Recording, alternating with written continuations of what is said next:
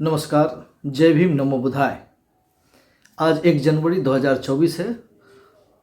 इस दिवस पर आप सबों का हार्दिक स्वागत है, शुभकामनाएं, बधाई है। आज 1 जनवरी का क्या महत्व है?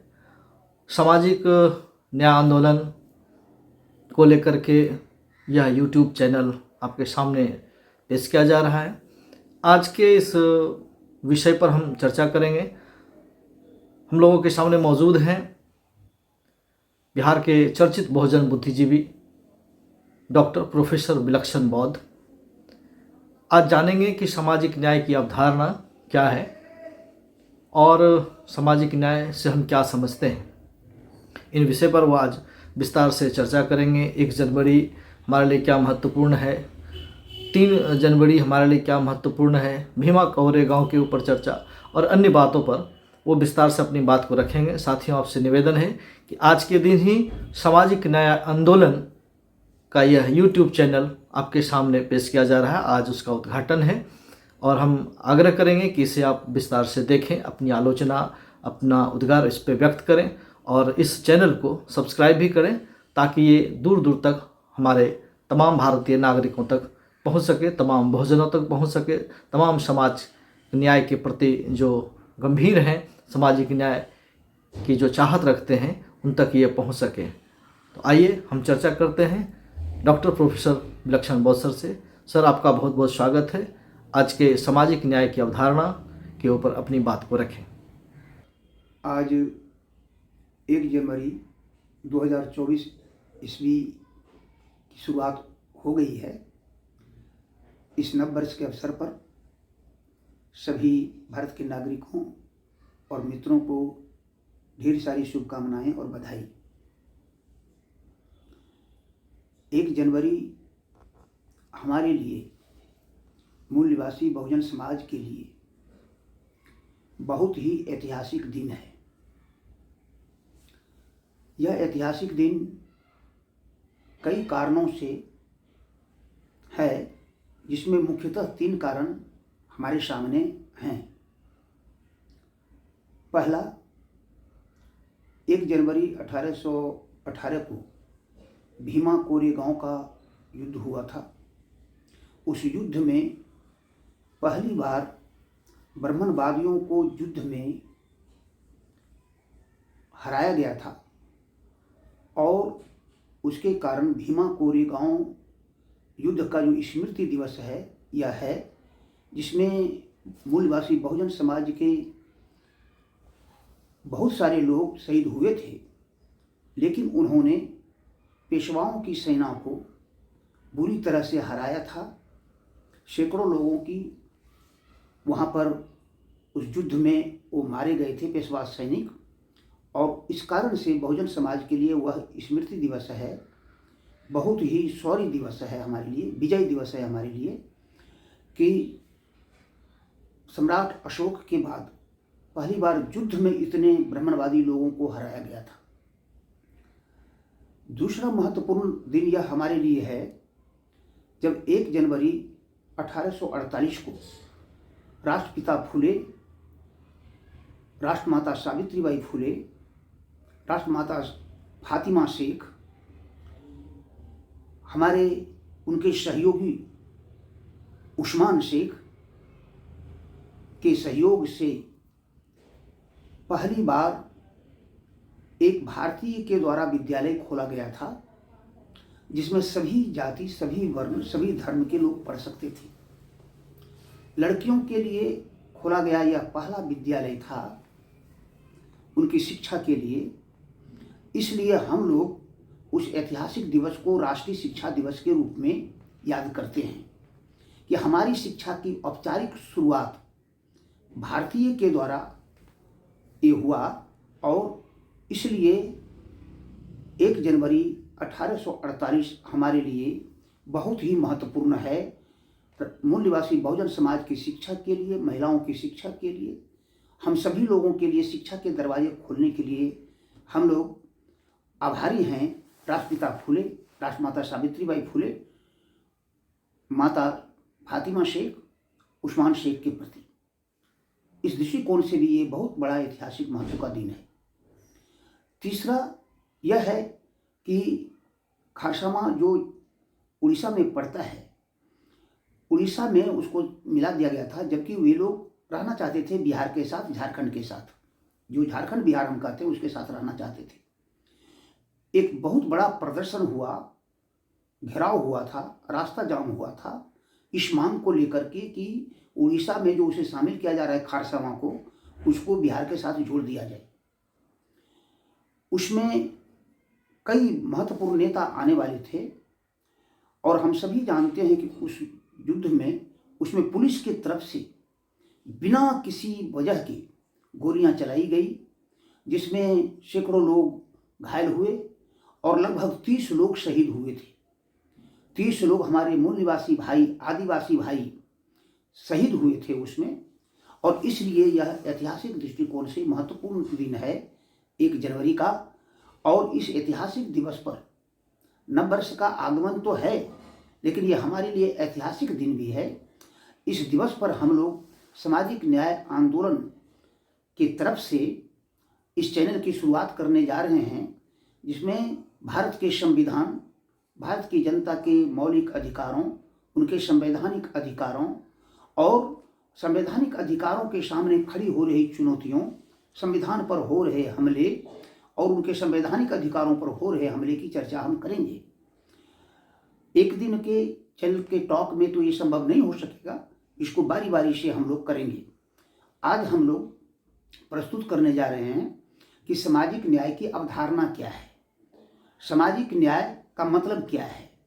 आमतौर पर भारत में सामाजिक न्याय को बहुत ही सामान्य अर्थ में देखा गया। भारत के संविधान में हम सभी जानते हैं कि न्याय को संवैधानिक अधिकारों में सबसे ऊपर रखा गया है।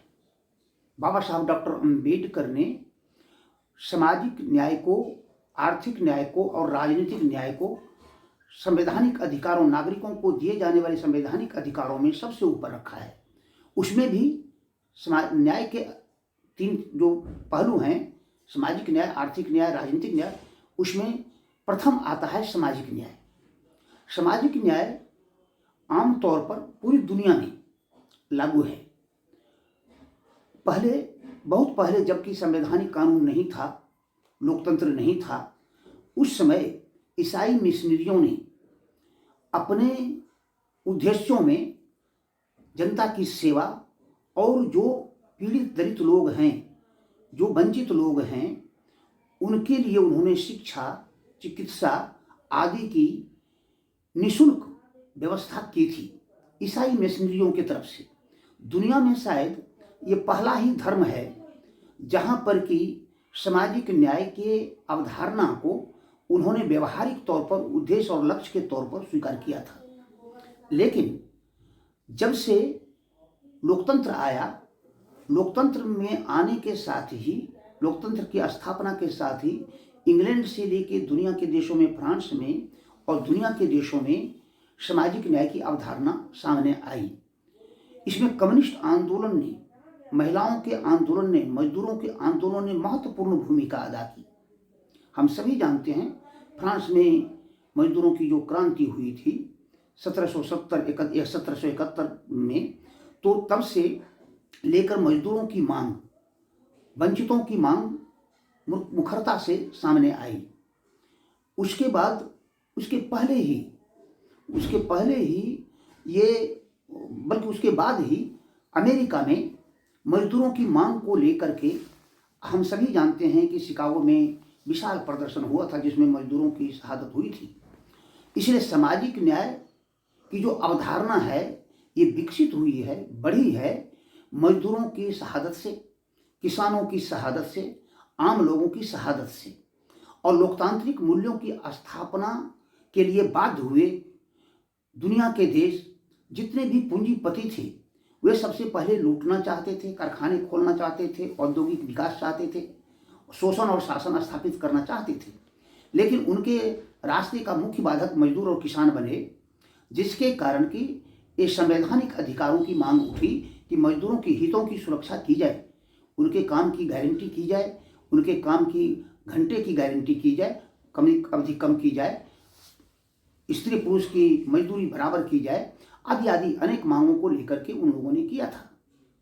इसके कारण सामाजिक न्याय का की जो पृष्ठभूमि है, ऐतिहासिक पृष्ठभूमि है, वह विकसित हुई है, वहीं से ये चल करके सामने आई है। यूरोप के देशों में सामाजिक न्याय का मतलब था वर्गीय न्याय प्राप्त करना। यूरोप के देशों में जाति और वर्ण व्यवस्था नहीं थी। जाति और वर्ण के आधार पर ऊंच नीच और छुआछूत नहीं थी। वहाँ पर वर्ग था। दक्षिण अफ्रीकी के देशों में और यूरोपीय देशों में भी नस्ल भेद थे, लेकिन नस्ल भेद वो रंग के आधार पर थे। उसमें छुआछूत नहीं था, उसमें ऊंच नीच की इतनी बड़ी खाई नहीं थी जहां अमानवीय अवस्था बना दी जाए समाज के लोगों को। भारत में ये शोषण और शासन की परंपरा वर्ण व्यवस्था के लागू होने के साथ ही आज से 3500 वर्ष पहले ये व्यवस्था सामने आई और ये ठोस हुई आज से 2000 वर्ष पहले। बिल्कुल ठोस रूप में ये सामने आई, क्योंकि तथागत बुद्ध के दर्शन में हम पाते हैं, उनकी बातों में, उनके विचारों में हम पाते हैं कि वे वर्ण व्यवस्था का विरोध कर रहे थे। वर्ण व्यवस्था के आधार पर ऊंच नीच छुआछूत स्त्री पुरुष के भेद का वो विरोध कर रहे थे। वे वास्तव में जब ऐसा विरोध कर रहे थे तो धर्म के आधार पर, ईसाई धर्म से पहले भी धर्म में वास्तव में तथागत बुद्ध ने बौद्ध धर्म में इन बातों को शामिल किया कि न्याय सबको मिलना चाहिए। न्याय सब लोगों के बीच में, मानव के बीच में बराबरी होनी चाहिए, उनको स्वतंत्रता होनी चाहिए, उसके अंदर बंधुता और प्रेम होना चाहिए। ये बातें तथागत बुद्ध ने उठाई थी और वे लगभग पूरे देश भर में एक सामाजिक मूल्य के तौर पर वो आगे बढ़ा और विकसित हुआ। लेकिन ब्राह्मणवादियों ने सम्राट अशोक के प्रपौत्र की हत्या करके पूरे मगध साम्राज्य में जब अपना राज कायम किया 185 BC में, ईसा पूर्व में, तब से वर्ण व्यवस्था को कठोर बनाया गया। मनुस्मृति आदि स्मृतियों की रचना की गई, पुराणों की रचना की गई, धर्मशास्त्रों की रचना की गई, रामायण और महाभारत की रचना की गई। और उन सभी ग्रंथों में, उन सभी धर्म ग्रंथों में दुनिया के किसी भी, एक चीज हमें याद रखना चाहिए, दुनिया के किसी भी धर्म ग्रंथ में ऊंच नीच छुआछूत गैर बराबरी को स्थान नहीं मिला है, एक व्यवस्था के तौर पर स्वीकार नहीं किया धर्म ग्रंथों ने। ये भारत ही है जहाँ पर ब्राह्मणवादी धर्म ने इसको स्वीकार किया, जिसको आज हम लोग हिंदू धर्म बोलते हैं। दरअसल यह जो है बहुत ही दुखद है। और ऐसी परिस्थिति में भारत में अंग्रेजी राज आई, मुगलों के राज में वही ब्राह्मणवादी व्यवस्था कायम रही, उसमें कोई परिवर्तन नहीं हुआ, केवल उसमें इस्लाम नए तत्व जुड़ गए। इस्लाम और ईसाई धर्म में अनेक यहाँ के मूल्यवासी बहुजन लोग शामिल हो गए, बहुसंख्यक लोग शामिल हो गए हैं। वहाँ की बहुसंख्यक आबादी अभी भी यहाँ के मूल्यवासी बहुजनों की है, जो छुआछूत से पीड़ित थे, जो ऊंच नीच से पीड़ित थे, जो वर्ण व्यवस्था और जाति व्यवस्था से पीड़ित थे, जो लिंग भेद से पीड़ित थे, जो आर्थिक शोषण के शिकार थे, जो राजनीतिक शोषण के शिकार थे। और इस तरह से जिनको अमानवीय दशा में ढकेल दिया गया था, ऐसे लोगों को मुगल काल में भी कोई न्याय नहीं मिला। अंग्रेजों के आने के बाद रूल ऑफ लॉ, कानून का शासन लागू होने लगा, यानी कानून की दृष्टि में, कानून के समक्ष समानता की बातें आई। उन्होंने भारत के नागरिकों में के सभी नागरिकों के लिए जो भी कानून बनाए, किसी खास एक जाति विशेष के लिए, ब्राह्मण के लिए या भूमिहार के लिए या कायस्थ के लिए या अन्य सवर्ण जातियों के लिए उन्होंने कानून नहीं बनाया। उन्होंने जो भी कानून बनाया, भारत के सभी शासित लोगों के लिए कानून बनाया और सब पर उसको लागू करने की उन्होंने कोशिशें की। इसी दौर में शिक्षा का अधिकार सामने आया। अंग्रेजों ने शिक्षा के दरवाजे सबके खोलने के लिए कानून बनाए और उसको आगे बढ़ाने का काम उन्होंने किया। ऐसी स्थिति में हम लोग सामाजिक न्याय की अवधारणा पुष्ट होने लगी और उसी समय राष्ट्रपिता फूले, माता सावित्रीबाई फूले, छत्रपति साहू जी महाराज, रामास्वामी पेरियार, बाबा साहब डॉक्टर अम्बेडकर, इन लोगों ने अपने अपने तरीके से अपने अपने क्षेत्रों में विशेष काम किए सामाजिक न्याय की स्थापना के लिए, स्त्री पुरुष की बराबरी के लिए, हर मानव से मानव के बीच बराबरी के लिए। यहाँ पर शूद्र अछूत जो थे उनको भी मानव के संवैधानिक अधिकार दिलाने के लिए इन महापुरुषों ने अथक प्रयास किए। राष्ट्रीय आंदोलन ने, जो राष्ट्रीय आंदोलन चला कांग्रेस के नेतृत्व में, उसमें भी ये बातें सामने आई, सामाजिक सुधार की बातें आई, लेकिन कट्टरपंथियों के कारण, तिलक जैसे कट्टरपंथियों के कारण वो चीज़ें धूमिल हो गई, उसको फिर से अंग नहीं बनने दिया गया। और वास्तव में जो चीज़ें थी, लेकिन उदार लोकतंत्र की बातें की जा रही थी, संवैधानिक अधिकारों की बातें की जा रही थी।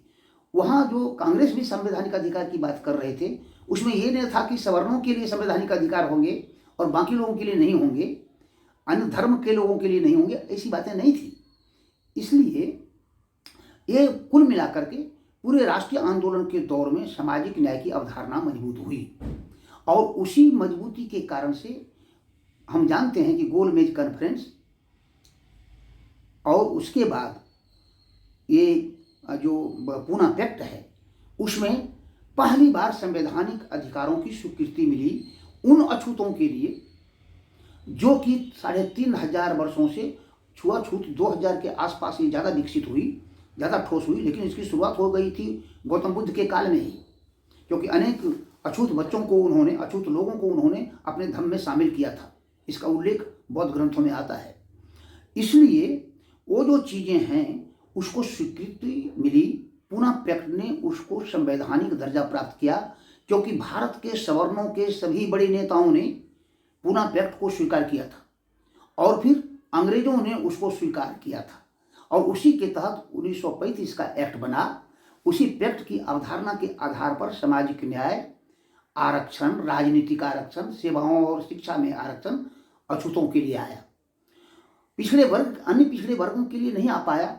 बाबा साहब अम्बेडकर ने संविधान सभा में इस पर बहस की और उसके बाद 340 अनुच्छेद को जोड़ा गया। उसमें 340 अनुच्छेद पिछड़े वर्ग के लोगों के लिए कमीशन बहाल करने का अधिकार राष्ट्रपति को दिया कि इसकी सूची बनाएं, क्योंकि उस समय तक जो सूची बनी थी 1931 तक में, 1940 में सवर्णों के विरोध के कारण कि जाति के आधार पर जनगणना नहीं होनी चाहिए, इसका विरोध किया 1940 की जनगणना के समय में, और इसलिए 1940 में जनगणना जो हुई उसकी रिपोर्ट प्रकाशित हुई नहीं और जाति के आधार पर वो नहीं हुई, सवर्णों के विरोध के कारण। यहाँ कहना जरूरी है कि संविधान सभा में बाबा साहब डॉक्टर अम्बेडकर ने ये लड़ाई लड़ करके 340 अनुच्छेद अन्य पिछड़े वर्गों के लिए, अनुसूचित जाति जनजाति के लिए 341 और 342 को जोड़ा, और उसके कारण ये सामाजिक न्याय चीज़ें स्पष्ट हो सकी। अगर ये नहीं होता तो दिक्कतें बढ़ती आगे। हम देखते क्या है कि सामाजिक न्याय के मामले में दरअसल इसकी कई बिंदु हैं। आम तौर पर सामाजिक न्याय के बारे में सवर्ण क्या सोचते हैं? सामाजिक न्याय का मतलब आरक्षण। दुर्भाग्य या दुखद बात यह है कि हमारे बहुजन समाज के लोग भी इसी बात को समझते हैं। उसके साथ उनके प्रति किया जाने वाला आर्थिक विकास, आर्थिक विषमताओं को दूर करना, सामाजिक सम्मान असम्मान को ठीक करना, उनके राजनीतिक न्याय को ठीक करना, उनके धार्मिक और सांस्कृतिक न्याय को ठीक करना, ये सभी बातें सामाजिक न्याय में है। इसका मतलब क्या है कि सामाजिक दृष्टिकोण से जो समस्याएं बनी हुई है आदमी से आदमी के बीच में, स्त्री और पुरुष के बीच में, जाति और जाति के बीच में, वर्ण और वर्ण के बीच में, उन समस्याओं को समाप्त करना है। वो समस्या क्या है? ऊंच नीच की समस्या है। क्या सामाजिक न्याय अगर लागू हो गया तो ऊंच नीच भारतीय समाज में है कि नहीं है? है। क्या छुआछूत समाज में है कि नहीं है? है। क्या लिंग भेद अभी भी है कि नहीं है? है। आज भी धन के आधार पर, पद के आधार पर और जाति के आधार पर किसी को अधिक सम्मान मिलता है और कोई नीच समझा जाता है कि नहीं समझा जाता है? किसी को नीचा समझा जाता है कि नहीं समझा जाता है? समझा जाता है। ये भारतीय समाज में अभी भी मौजूद है। भारत की बहुसंख्यक आबादी, लगभग 80 से 85% आबादी अभी भी इस घेरे को मानती है। इन जो पौराणिक समस्याएं हैं, ब्राह्मणवादियों के द्वारा परोसी गई, सामाजिक व्यवस्था में लाई गई, वो अभी भी मौजूद है। अभी भी धर्म के आधार पर मौजूद है, अभी भी संस्कृति के आधार पर मौजूद है, अभी भी समाज के आधार पर मौजूद है। अभी भी अर्थ के आधार पर मौजूद है। कोई करोड़पति भी हो जाए, दलित, अनुसूचित जाति के लोग, पिछड़े वर्ग के लोग, कोई अनुसूचित जनजाति के लोग, कोई महिला, वो पुरुषों के बराबर नहीं हो पाते हैं, वो सवर्ण पुरुषों के बराबर नहीं हो पाते हैं। और सभी सवर्ण जातियों में सभी सवर्ण ब्राह्मण की बराबरी नहीं कर सकते, चाहे वो भूमियार हो, राजपूत हो, कायस्थ हो, कोई भी ब्राह्मण की बराबरी नहीं कर सकते हैं। ब्राह्मण का अर्थ ब्राह्मण जाति में जन्मे हुए लोग, ब्राह्मण जाति में ऐसा नहीं कि योग्य लोग, ऐसा नहीं कि बहुत धनवान लोग, ऐसा नहीं कि बहुत ज्ञानी लोग, ऐसा नहीं कि बहुत जिन्होंने बहुत ही अच्छा काम किया है, नैतिकवान है, सच्चरित्रवान है। योग्यता की पूछ होती है, योग्यता की पूछ होनी चाहिए। जिस समाज में योग्यता की पूछ नहीं है, सच्चरित्रता की पूछ नहीं है, नैतिकता की पूछ नहीं है, जहां पर आदमी और आदमी के बीच में इतने बड़े विभेद खड़े किए गए हैं, जो एक को आदमी हम कहते हैं, दूसरे को आदमी हम नहीं कहते हैं, ऐसी स्थिति को पाटने का नाम, उसका समाधान सामाजिक न्याय नहीं है। सामाजिक न्याय ऐसी समाज व्यवस्था बनाने का नाम है जहां पर ये बातें नहीं रहेंगी। इसीलिए माननीय सुप्रीम कोर्ट के पूर्व न्यायाधीश के सुब्बा राव, गजेंद्र गढ़कर आदि ने स्पष्ट कहा है कि समाज की समस्याओं, सामाजिक विभेद की समस्याओं को समाप्त करना सामाजिक न्याय का उद्देश्य है। दूसरा है सभी को एक समान न्याय प्रदान करना, सभी को एक समान सम्मान देना, सभी को एक बराबर का नागरिक अधिकार देना सामाजिक न्याय है। यह सामाजिक न्याय है। और सामाजिक न्याय, इस बारे में डेविड मिलर ने भी कहा कि सामाजिक न्याय का मतलब है कि सभी मनुष्य के लिए वह समता, स्वतंत्रता, बंधुता और न्याय की व्यवस्था करना, और उनके लिए उनके सभी लोगों का सम्मान एक जैसा हो, सभी की प्रतिष्ठा और गरिमा एक जैसा हो, इसको लागू करना। यह काम केवल न्यायपालिका का नहीं है। सामाजिक न्याय का मतलब है समाज में ऐसी व्यवस्था कायम होनी चाहिए जहां पर ये चीजें मनुष्य स्वाभाविक रूप से इसको स्वीकार करता हो। हम सब जानते हैं कि सोशल जस्टिस, ये जो जस्टिस शब्द है, ये जस्टिस शब्द लैटिन भाषा के जस्टिटा से आया, ये जस्टिस से आया। जस्टिस का अर्थ है बांधना, जस्टिस का अर्थ है भावात्मक रूप से, सामाजिक रूप से उसको बांधना, उसका अर्थ यह है। फिर ये बांधने में कानून और संविधान को महत्वपूर्ण मानना, ये बांधने की दिशा में ये कारगर भूमिका माध्यम बनेगा। कौन सा? न्याय के लिए बने कानून और न्याय देने वाली संस्था न्यायपालिका, वो माध्यम है।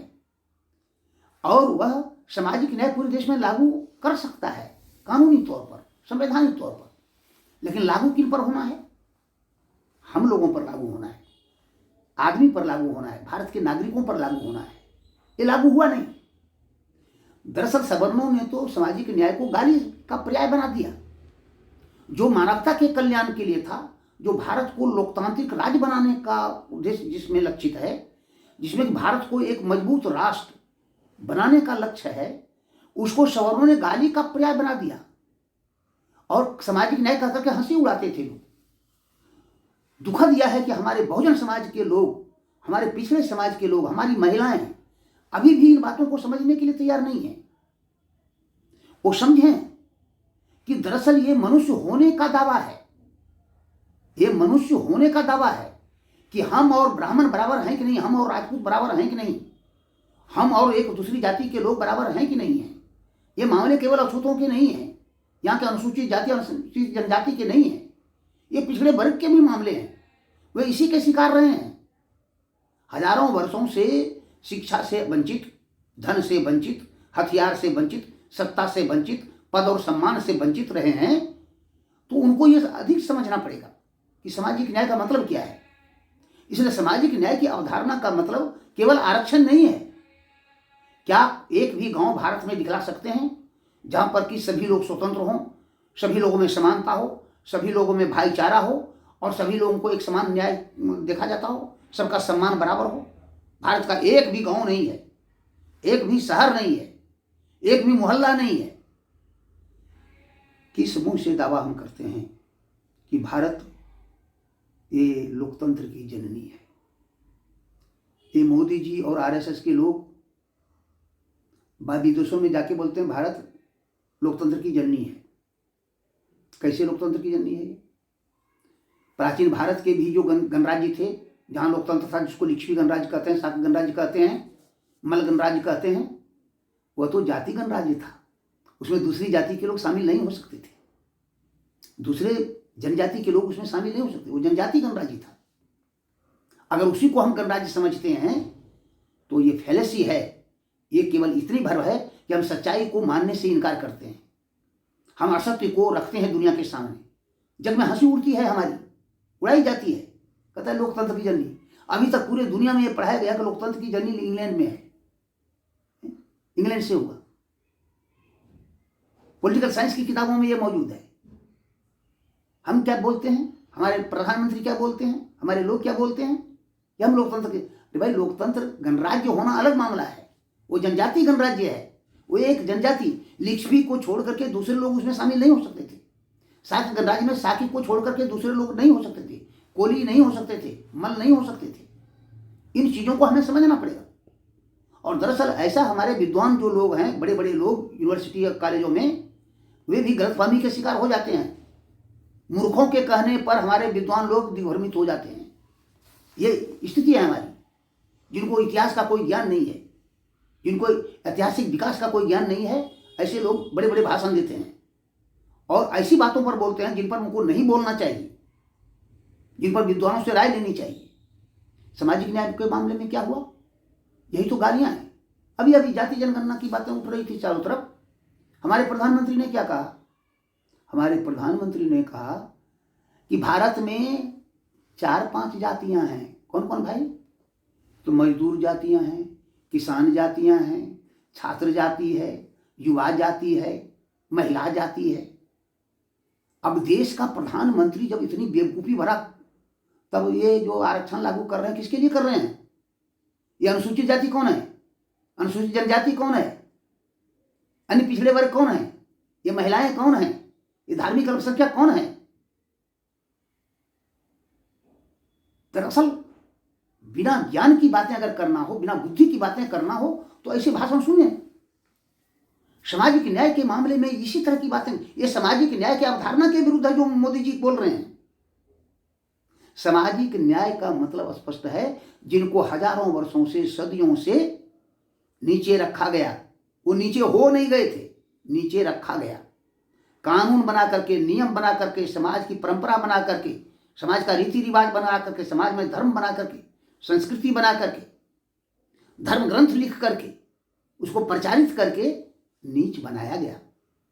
शूद्र को नीच बनाया गया, अछूत अस्पृश्य को नीच बनाया गया, जनजाति को नीच बनाया गया, महिलाओं को नीच बनाया गया। क्या है, वाल्मीकि रामायण से लेकर के रामचरितमानस तक देख लें, महिलाओं को क्या कहा गया है। ये हमारा समाज है और इसके एवज में उन लोगों को लोकतंत्र के अंदर, सामाजिक न्याय के अंतर्गत संवैधानिक अधिकार की विशेष सुविधाएं की व्यवस्था की गई है। इसलिए संविधान के 14, 15(4), 16(4) आदि में, बाकी अन्य अनुच्छेद में भी ये सारी बातें रखी गई है कि सबका स्वतंत्रता केवल ब्राह्मणों के लिए नहीं, स्वतंत्रता सबसे अंतिम व्यक्ति के लिए भी है, जिसको अछूत कहा गया, जिसको नीच कहा, जिसको आदिवासी कहा गया। समता उनके लिए भी है, बंधुता का भाव उन्हें भी चाहिए, सम्मान उन्हें भी चाहिए, न्याय उन्हें भी चाहिए। इन चीजों की गारंटी करने का नाम सामाजिक न्याय है। यानी हम ऐसे भारत का निर्माण करना चाहते हैं, राष्ट्र का निर्माण करना चाहते हैं, देश का निर्माण करना चाहते हैं, जहां के समाज व्यवस्था में समानता हो, स्वतंत्रता हो, बंधुता हो और न्याय हो।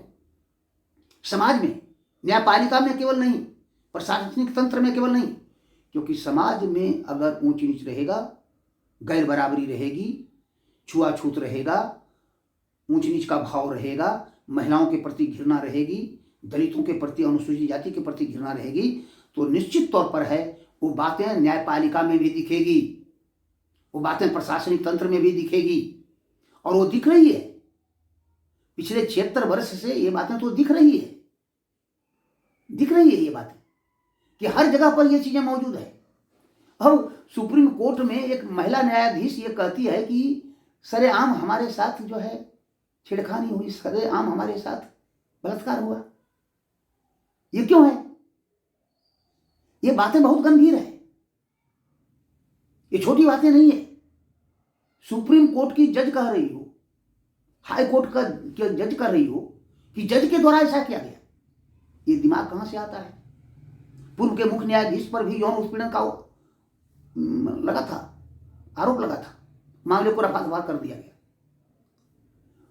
कहने का मतलब साफ साफ है कि भाई मेरे, सामाजिक न्याय का मतलब समाज के प्रत्येक व्यक्ति के लिए, परिवार में, समाज में और देश में, ये तीनों ही, परिवार से मिलकर समाज बनता है, समाज के से मिलकर के राष्ट्र और राज्य बनता है।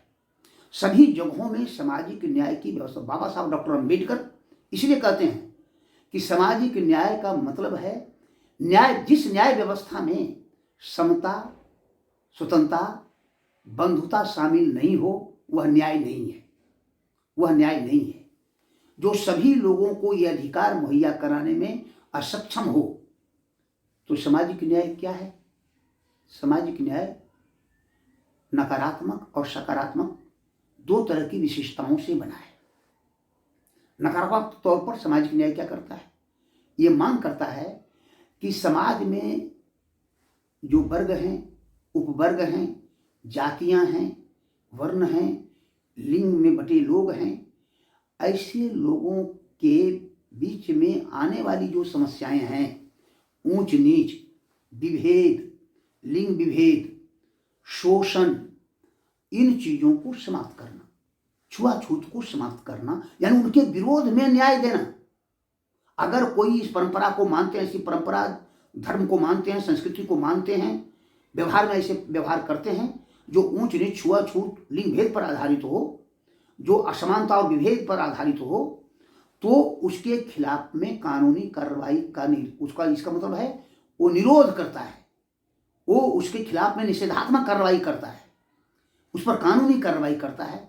ये पहली बात है सामाजिक न्याय की अवधारणा के साथ। दूसरा है सकारात्मक सामाजिक न्याय, जहां पर कि समता को, स्वतंत्रता को, बंधुता को, सबके प्रति सम्मान को बढ़ाता है, उसको विकसित करता है। उसको विकसित करने के लिए न्यायपालिका और न्याय व्यवस्था में कानून बनता है, उसका अमल किया जाता है। ये सकारात्मक न्याय है। इसका मतलब है यह जो सकारात्मक प्रयास है, दोनों ही प्रयास का बहुत महत्व है। समाज में अगर बहुसंख्यक लोग जाति व्यवस्था, ऊंच नीच और छुआछूत को मानते हैं, तो ऐसे मानने वाले लोगों के खिलाफ कार्रवाई होगी। जैसे कोई चोरी करता है, कोई दूसरे का धन लूटता है, कोई हत्या करता है, कोई हमले करता है, कोई आक्रमण करता है, मारपीट करता है, गाली गलौज करता है, तो ऐसे लोगों के खिलाफ में कानूनी कार्रवाई होती है। ये सामान्य न्याय प्रक्रिया है। लेकिन सामाजिक न्याय का मतलब है कि जहां पर कि जाति को लेकर के, वर्ण को लेकर के, लिंग को लेकर के असम्मानित किया जाता हो, अपमानित किया जाता हो, जहां पर कि इनके प्रैक्टिसेस को मानते हो, ऊंच नीच को मानते हो, छुआछूत के विभेद को मानते हो, जहां पर लिंग विभेद को मानते हो, ऐसे लोगों के खिलाफ कार्रवाई करना सामाजिक न्याय के निषेधात्मक चीजों का, नकारात्मक व्यवहार का एक पार्ट है। इसके बगैर कोई भी कानून चलता नहीं है। हर कानून का, हर न्याय व्यवस्था का ये दो पार्ट होता है। जो कानून को तोड़ता है उसको दंड मिलता है, और अच्छे कानून बनाए जाते हैं जिससे समाज को लाभ मिल सके, जिसमें सभी लोगों को लाभ मिल सके। इसलिए सामाजिक न्याय की अवधारणा हमारे बहुजन समाज के लोग जो समझते हैं, उसके दो पार्ट हैं, जिसमें कि एक और समानता को बढ़ाने के लिए, स्वतंत्रता को बढ़ाने के लिए, बंधुता को बढ़ाने के लिए, सम्मान सबको बराबर देने के लिए कानूनी व्यवस्था को लागू करना। और ऐसा लागू करते वक्त इसके खिलाफ में जो लोग खड़े होते हैं, जो लोग इसके विरोध में काम करते हैं, ऐसे लोगों को दंडित करना, ऐसे लोगों को दंडित करना सामाजिक न्याय की अवधारणा के पक्ष में है। सामाजिक न्याय का मतलब एकांगी नहीं है, इसके साथ आर्थिक न्याय, इसके साथ राजनीतिक न्याय, इसके साथ सांस्कृतिक और धार्मिक न्याय, इसके साथ सम्मान, हर एक व्यक्ति के लिए सम्मान, ये लागू करना। इसका मतलब है कानून और राज्य से, न्यायपालिका से मांग सामाजिक न्याय का क्या है कि कानून के समक्ष सभी लोग एक समान हों,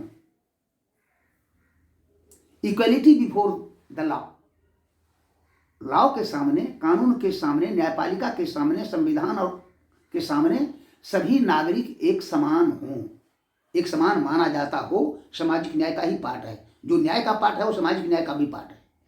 दूसरा, equal protection of the law with in the territory of India. Equal protection, equal protection सभी लोगों के लिए, बराबर का संरक्षण। इसमें आड़े क्या आता है? धन आता है, पद आता है, इसमें आड़े क्या आता है? उच्च जाति आता है, वर्ण व्यवस्था, जाति व्यवस्था आती है, लिंग भेद आता है, इसमें आड़े आता है। इक्वल प्रोटेक्शन नहीं दे पाती है सरकार। कौन देगा? सरकार, कोई भी सरकार, कोई भी कानून इसको लागू नहीं कर सकता है। इसे समाज व्यवस्था जब तक नहीं बनेगी, यही तो बाबा साहब डॉक्टर अम्बेडकर कहते थे कि हमें अपने समाज को, अपने मोहल्ले को, अपने देश को, अपने परिवार को समता मूलक बनाना पड़ेगा, स्वतंत्रता मूलक बनाना पड़ेगा, बंधुता मूलक बनाना पड़ेगा, न्याय मूलक बनाना पड़ेगा। और सभी, जैसे हम परिवार के सभी सदस्यों को एक समान सम्मान करते हैं, एक समान मानते हैं, वे भावात्मक एकता होती है, उसी तरह की भावात्मक एकता, इन मूल्यों पर आधारित भावात्मक एकता, समता, स्वतंत्रता, बंधुता, न्याय और समान सम्मान पर आधारित जो एकता है, संबंध है, उसको भाईचारा बोलते हैं, उसको भाईचारा बोलते हैं। और ये भाईचारा लागू करना, बंधुता लागू करना, यानी यह सहानुभूति या प्रेम या परस्पर एकात्मक भाव, भाईचारा का भाव प्रकट करने का नाम सामाजिक न्याय है। नफरत फैलाने का नाम सामाजिक न्याय नहीं है। संवैधानिक अधिकारों के लिए हम कंपटीशन करेंगे, हम लड़ेंगे, लेकिन इसका मतलब यह नहीं कि हम जिनके विरोध में लड़ रहे हैं वो दुश्मन हैं, ऐसा नहीं। इसका मतलब है कि हम उन्हें पाठ पढ़ाएंगे कि संविधान ने जो लागू किया है सामाजिक न्याय को, आर्थिक न्याय को, राजनीतिक न्याय को, बंधुता को, समता, स्वतंत्रता और न्याय को, उसको आप स्वीकार करें। जो स्वीकार नहीं करते हैं वो देशद्रोही हैं। जो सामाजिक न्याय को स्वीकार नहीं करते हैं वो देशद्रोही हैं। सामाजिक न्याय के इन अवधारणाओं को, इन पहलुओं को जो शामिल नहीं करते हैं वो देशद्रोही हैं। और देशद्रोही हैं तो हमें सकारात्मक तौर पर आंदोलित होना पड़ेगा, ताकि हम उनको, उनके अंदर ये भावना पैदा कर सकें। और नहीं भावना पैदा हुआ तो फिर जेल के शिकंजे में रहेंगे, वो कानूनी दंड के भागी होंगे। सामाजिक न्याय, सामाजिक न्याय इस अर्थ में बहुत ही महत्वपूर्ण है। पूरे समाज के लोगों को एक करने का ये मंत्र है सामाजिक न्याय। इसको हमारे यहाँ की ऊंची जाति के लोग जितनी जल्दी समझ जाएं, और हमारे जो मूलवासी बहुजन समाज के लोग भी हैं, ये जितनी जल्दी समझें उतना ही अच्छा है। अगर नहीं समझेंगे, वह इस देश का अहित कर रहे हैं, अभी भी कर रहे हैं अहित, और आगे भी अहित होने वाला है। इसलिए जो चीज़ें हैं, भारत के संविधान में लिखी हुई बातें, बाबा साहब की आत्मा जहाँ बोलती है, बाबा साहब के विचार जहाँ बोलते हैं, तथागत बुद्ध से लेकर संत कबीर से लेकर के संत रविदास तक, और सम्राट अशोक से लेकर के वर्तमान शासन तक, जो बातें मूलभूत सारभूत आई है, वो सारी बातें संविधान की प्रस्तावना में मौजूद है। और सामाजिक न्याय पर दूसरी बातें, आगे की बातें, इसके सामने चुनौतियाँ क्या क्या है, इसको कैसे हम आगे कर सकते हैं, हम आंदोलन की दिशा में इसको कैसे ले जा सकते हैं, इस पर मैं चर्चा करूँगा। हमारे साथी लोग भी चर्चा करेंगे इसी चैनल के माध्यम से। दरअसल इस चैनल की शुरुआत करने का उद्देश्य इतना ही है कि हमारे लोग जागृत हो सकें, भारत के लोग जागृत हो सकें, सवर्ण समाज के लोग जागृत हो सकें, मूलवासी बहुजन के लोग जागृत हो सकें, और वो समझ सकें कि संविधान क्या है, संविधान में सामाजिक न्याय क्या है। और इस आंदोलन को केवल हम आगे नहीं बढ़ाते हैं, हम आंदोलन की रूपरेखा ही केवल तैयार नहीं करते हैं, बल्कि इनके विषय वस्तु पर, इनके विचारों पर, इनके ऐतिहासिक विकास पर भी हम चर्चा करते हैं। और इसलिए आज का यह जो टॉक है, आज की जो ये चर्चा है, मैं इसको यहीं पर समाप्त करता हूँ। आप लोगों का बहुत बहुत धन्यवाद, जो लोग कि इसको देख रहे हैं और देख करके प्रशंसा करेंगे, आगे बढ़ाएंगे और आलोचना भी करेंगे, कहाँ बातें रह गई है। अगर कोई समस्याएं हो तो प्रश्न भी करेंगे, के माध्यम से हम लोग प्लेटफॉर्म मुहैया कराएंगे उसमें, जिसमें कि वो लोग अपनी प्रतिक्रिया भी दे सकें। बहुत बहुत धन्यवाद और फिर से नव वर्ष की शुभकामनाएं। और 3 ऐतिहासिक दिवस, राष्ट्रीय शिक्षा दिवस, भीमा कोरेगांव का शौर्य और विजय दिवस और खारसावा की शहादत दिवस, ये तीनों ऐतिहासिक अवसर पर मैं अपनी बात समाप्त करना चाहता हूँ। सभी शहीदों को के प्रति श्रद्धांजलि व्यक्त करते हुए, जिन्होंने इस मुक्ति लड़ाई को, जिन्होंने इस संवैधानिक लड़ाई को आगे बढ़ाई है, हम सभी महापुरुषों के प्रति आज के दिन श्रद्धांजलि व्यक्त करते हैं, उनके प्रति शत शत नमन पेश करते हैं। बहुत बहुत धन्यवाद। आप सभी मित्रों को ढेर सारी बधाई और शुभकामनाएं।